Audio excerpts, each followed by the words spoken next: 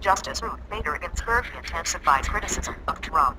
He is a faker. Washington CNN Supreme Court Justice Ruth Bader Ginsburg's well-known candor was on display in her chambers late Monday, when she declined to retreat from her earlier criticism of Donald Trump and even elaborated on it.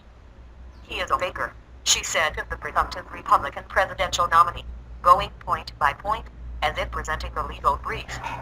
He has no consistency about him. He says whatever comes into his head at the moment. He really has an ego. How has he gotten away with not turning over his tax returns? The press seems to be very gentle with him on that.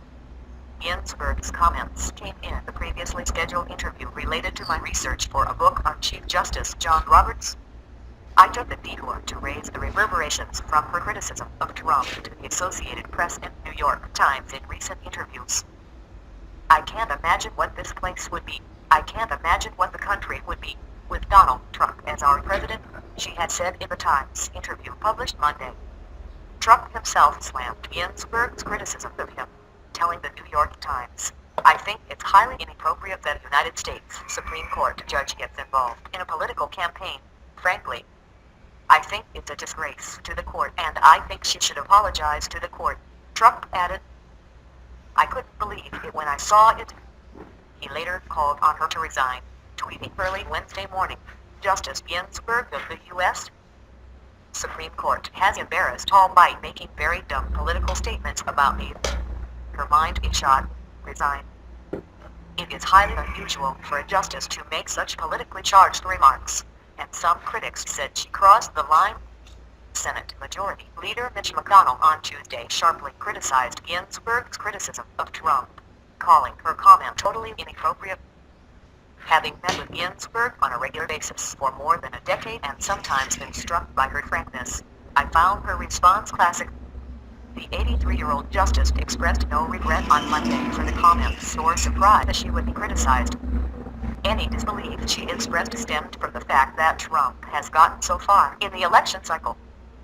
"At first I thought it was funny," she said of Trump's early candidacy. "To think that there's a possibility that he could be president." Her voice trailed off rudely. "I think he has gotten so much free publicity," she added, drawing the contrast between what she believes is tougher media treatment of Democratic candidate Hillary Clinton and returning to an overriding complaint. Every other presidential candidate has turned over tax returns. Trump's spokesperson responded to the latest comments from Ginsburg with a reference to Trump's tax returns.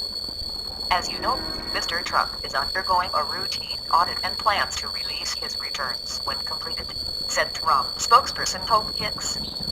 No further comment. CNN Politics APP Ginsburg was appointed to the High Court by President Bill Clinton in 1993, and is now the senior member of the liberal wing and leading voice countering conservative Chief Justice Roberts. She has drawn a cult-like following among young people who have nicknamed her the Notorious R.B.G., a play on American rapper The Notorious B.I.G.